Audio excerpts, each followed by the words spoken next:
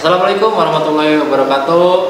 Apa kabar semuanya siswa-siswi SMK Pertiwi Sukamandi? Bertemu lagi dengan saya Muhammad Erwin Prianto di pelajaran perawatan mesin sepeda motor. Nah, kali ini masih tetap dalam suasana COVID-19 ya. Jadi kita masih belum bisa tatap muka langsung dalam pembelajarannya. Tapi Bapak harap tidak menyurutkan semangat belajar kalian di rumah. Tetap semangat, tetap jaga kesehatan, lakukan social distancing, dan tetap di rumah. Meskipun atau jika kalian ingin bepergian dari luar rumah, lakukan social distancing dan menggunakan masker. Baik, sebelum kita membahas materi pada pertemuan kali ini, alangkah baiknya kita berdoa. Berdoa menurut agama dan kepercayaan masing-masing dipersilakan. Baik, berdoa selesai. Pada pembahasan kali ini, Bapak akan membahas mengenai sistem pelumas. Sistem pelumas sepeda motor. Nah, materi kali ini diperuntukkan untuk kelas 11 dan kelas 12. Cuman bedanya nanti di kelas 12 itu ada perawatan berkala sistem pelumas dan kerusakan yang disebabkan oleh sistem pelumas.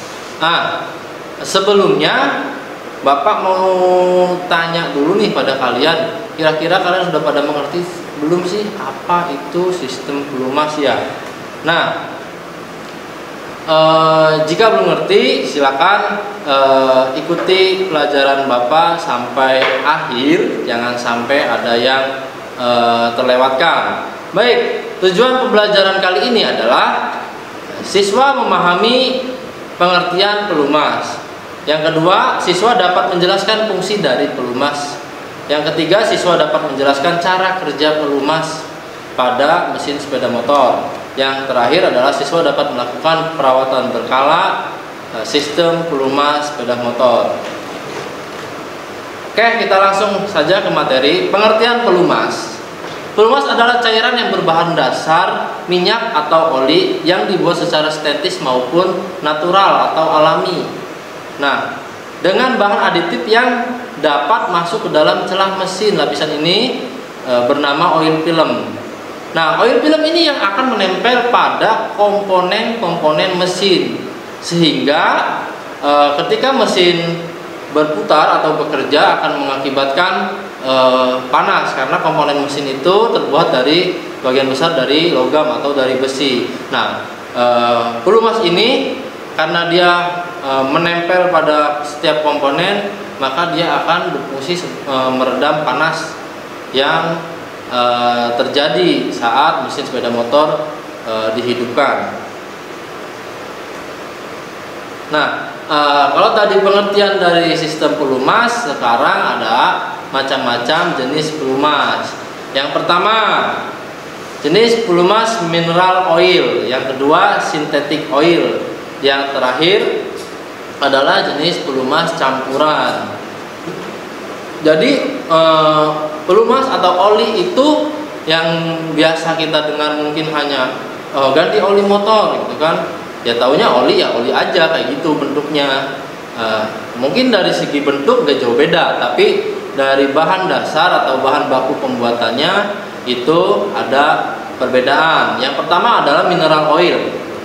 Mineral oil ini adalah pelumas yang terbuat dari minyak bumi atau minyak mentah yang dibuat melalui proses penyaringan atau pemurnian. Jenis pelumas ini lazim digunakan pada sebelum adanya pelumas jenis sintetik. Tentu ada kekurangan dan kelebihan dari jenis pelumas berbahan dasar mineral oil ini. Ya, yang salah satu kekurangannya adalah karena tingkat toksisitasnya dia rendah, jadi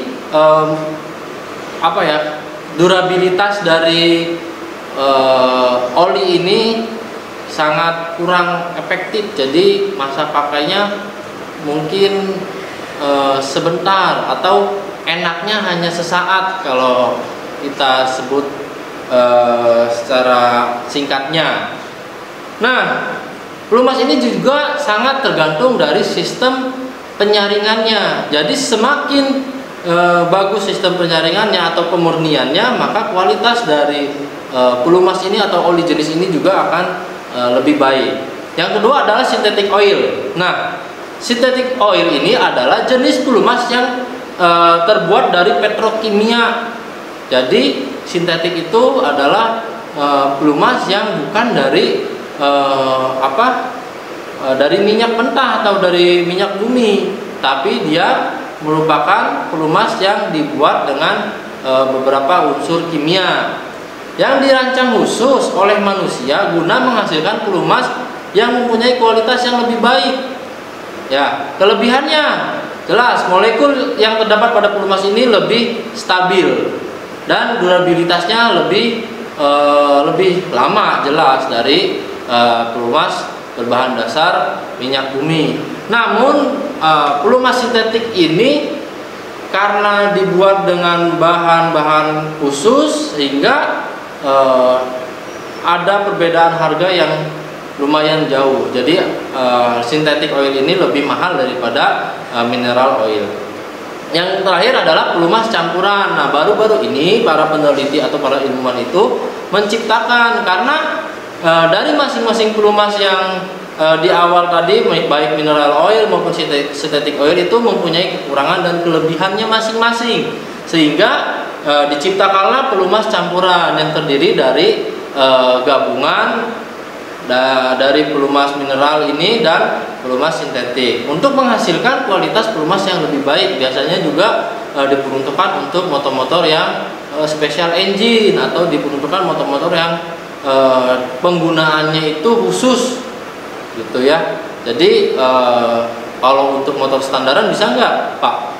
Ya bisa saja untuk motor standar harian, cuman pasti ada selisih harga yang cukup lumayan.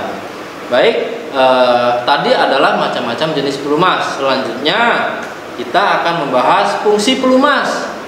Nah, fungsi pelumas itu apa sih? Untuk melancarkan atau untuk apa lagi lah, pokoknya pelumas. Nah, kalau untuk menghindari pemikiran yang lebih luas lagi atau yang lebih tidak nyambung lagi mengenai pelumas, maka di sini Bapak hanya mendefinisikan 4 fungsi dari pelumas. Yang pertama adalah untuk mendinginkan komponen mesin secara langsung. Jadi dia langsung ketika mesin berputar itu dia akan menghasilkan panas. Nah, si panas itu akan diserap oleh pelumas atau oleh oli mesin. Yang kedua, untuk membilas kotoran yang tertempel pada komponen mesin. Jadi kotoran apa, Pak? Ya namanya besi atau namanya logam, itu lama kelamaan dia akan seiring dengan penggunaannya dia akan mengalami tingkat keausan. Nah, keausan itu akan menimbulkan kotoran. Nah, kotoran itu akan dibersihkan oleh pelumas. Yang ketiga, untuk melumasi komponen mesin yang bergesekan. Itu jelas, pasti fungsi pelumas namanya juga pelumas, untuk melumasi komponen mesin yang bergesekan. Yang keempat, untuk mencegah terjadinya keausan pada setiap komponen mesin.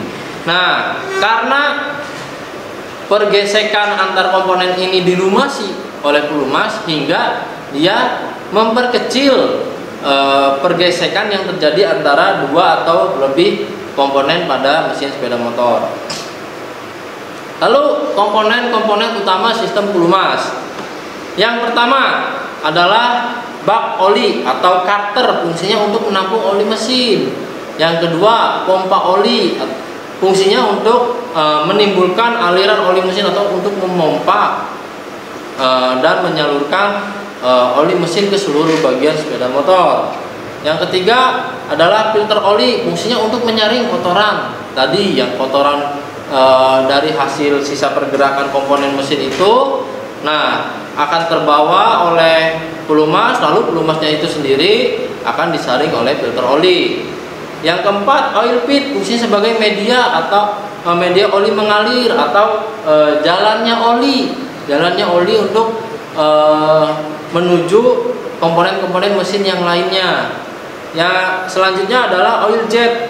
Komponen yang terletak di bawah silinder mesin ini memiliki fungsi untuk menyemburkan oli ke bagian batang penggerak atau ke poros engkol atau ke connecting rod atau stang seher. Nah, selanjutnya adalah oil pressure sensor. Fungsinya untuk mendeteksi tekanan oli untuk mengetahui kondisi pelumasan oli. Jadi oil pressure sensor itu mendeteksi kinerja dari pompa oli nih. Pelumas yang dipompakan oleh pompa oli itu dia akan mengandung tekanan kalau pompa olinya bekerja. Nah, tapi kalau pompa olinya tidak bekerja, nah untuk mengetahuinya maka dipasanglah oil pressure sensor. Yang selanjutnya PCP. Palep merupakan rangkaian saluran mesin untuk membuang gas pembakaran dari dalam mesin. Oke. Selanjutnya, kalau tadi macam-macam komponen pelumas atau komponen mekanisme sistem pelumas, sekarang macam-macam mekanisme pelumas. Jadi ada secara garis besar di sini ada 3 macam-macam mekanisme pelumas. Yang pertama, sistem pelumas campur. Pada sistem pelumas campur itu hanya ada pada motor 2 tak. Kenapa dinamakan pelumas campur? Karena pada motor 2 tak membutuhkan oli samping untuk melumasi ruang pembakaran, sehingga oli samping itu dicampurkan pada bensin di tangki motor. Nah, jadi di sini disebut sistem pelumas campur. Nanti bensin dan oli samping yang sudah tercampur itu akan ikut disalurkan melalui karburator. Nah, yang kedua, sistem pelumas auto loop masih ada di motor 2 tak auto loop itu. Fungsinya sama, untuk melumasi ruang bakar. Jadi cuman bedanya kalau tadi langsung dicampur di tangki bahan bakar, kalau di auto loop itu antara bensin dan pelumas itu ditempatkan di tempat yang berbeda. Nah, namun cara mengalirkannya itu menggunakan pompa oli samping. Nah, kemudian disalurkan ke ruang bakar. Selanjutnya adalah sistem pelumas percik. Nah, ini ada di motor 2 tak dan 4 tak. Sistem pelumas percik ini memanfaatkan pergerakan poros engkol untuk memercikkan oli ke bagian-bagian mesin yang memerlukan pelumasan. Mudah-mudahan paham sampai sini. Jika ada yang tidak paham, mari kita bahas di pembelajaran di grup e-learning Pertiwi. Nah, selanjutnya bagaimana sih cara memeriksa pelumas? Yang paling utama adalah kuantitasnya. Jumlah oli yang ada pada mesin sepeda motor kita itu kalau mulai berkurang tapi kita tidak menyadarinya, itu akan sangat berbahaya bagi mesin. Bisa mengakibatkan jebol atau rusaknya komponen-komponen mesin sepeda motor kita. Kalau sudah jebol, itu akan memakan biaya yang sangat besar. Jadi jangan sepelekan pelumas, karena pelumas itu sangat penting bagi mesin sepeda motor kita. Baik, cara pemeriksaannya adalah yang pertama, kalian hidupkan sepeda motor kalian hidupkan sekitaran 10 sampai 15 menit agar si pelumas itu tersalurkan ke semua bagian-bagian mesin. Lalu kalian matikan. Setelah 15 menit itu kalian matikan motor kalian, dan biasanya di blok motor itu ada dipstick atau corong yang untuk tutup oli itu kan ada corongnya. Nah, itu ada takaran batas minimal dan maksimalnya oli itu. Nah, lalu kalian buka dipsticknya, kalian cek olinya berada di sebelah mana. Kalau berada di level yang paling rendah, berarti kalian harus melakukan penggantian atau penambahan pelumas. Baik, sekian pertemuan kali ini. Bapak minta maaf jika ada salah-salah kata. Nah, berikutnya adalah tugas. Silakan kalian simak tugasnya, dan tugas ini dikumpulkan di Google Drive atau di Google Form. Nanti Bapak bagikan linknya. Oke, terima kasih atas perhatiannya. Wabillahi taufiq wal hidayah. Wassalamualaikum warahmatullahi wabarakatuh.